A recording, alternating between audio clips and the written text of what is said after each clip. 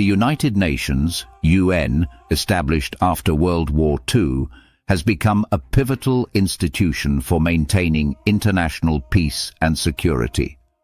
Central to its governance structure is the Security Council, which wields significant power, including the ability to enact binding resolutions, impose sanctions, and authorize military actions. However, the power dynamics within the Council are fraught with disparities and injustices, particularly concerning African nations.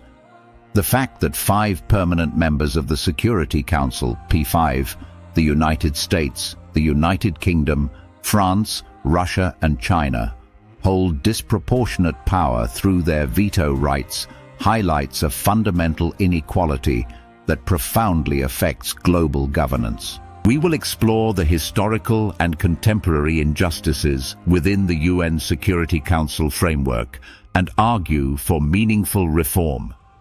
Again, we will examine the implications of the current power structure, the frustrations expressed by African countries, and the need for an equitable representation that acknowledges the geopolitical realities of the 21st century. Welcome to the CEA Network. We appreciate likes, comments, shares, and follows. The creation of the UN in 1945 was intended to provide a platform for global cooperation and conflict resolution. However, it was founded on geopolitical realities shaped by the end of colonial empires and the emergence of superpowers. The P5's veto power can be traced back to post-war negotiations, reflecting a Eurocentric and Western-centric perspective that marginalized many emerging nations and particularly African states. At that time, many African nations were still under colonial rule, and their voices were largely absent from the discussions that led to the formation of the UN.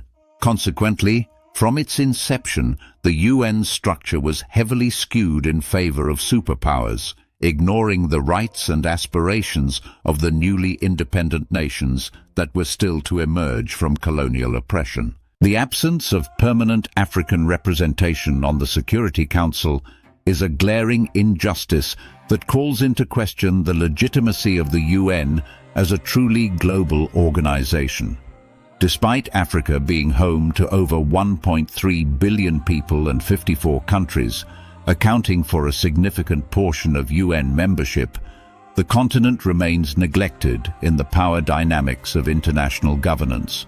African nations have continuously advocated for reform of the Security Council to include permanent seats for Africa, but these calls have largely gone unheeded. The recent announcement that 2 African countries, most notably in discussions surrounding Kenya and South Africa, will receive permanent seats without veto power, exemplifies a half-hearted approach to reform. It raises questions about the willingness of the P5 to genuinely incorporate African nations into the decision-making process while maintaining their dominance. The veto power of the P5 allows these countries to block resolutions that could address crises or international issues vital to global peace and security.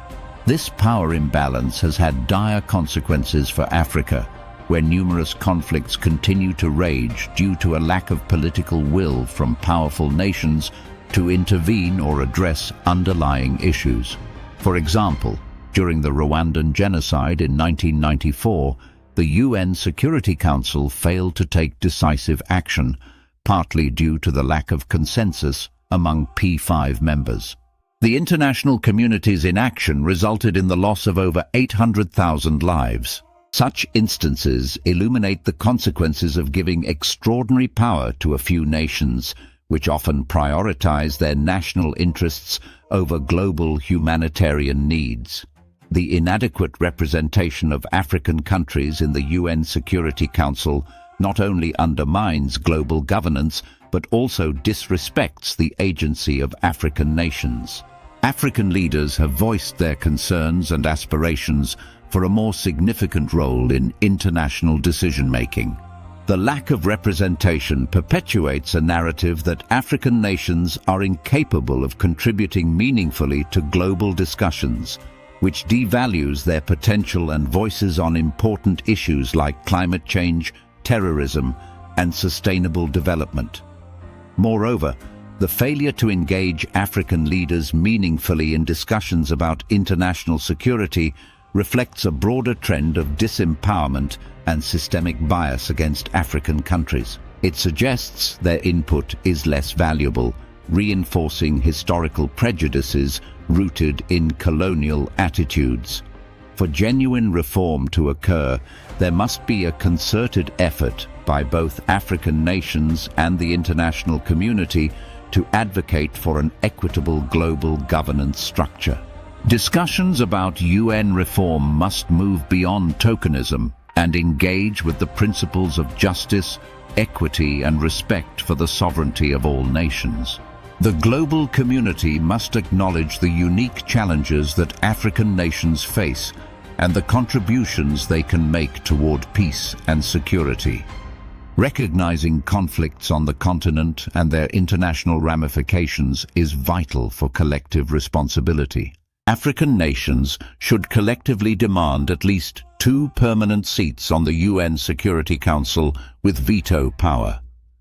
This is essential for ensuring that African perspectives can influence international decisions and issues affecting the continent.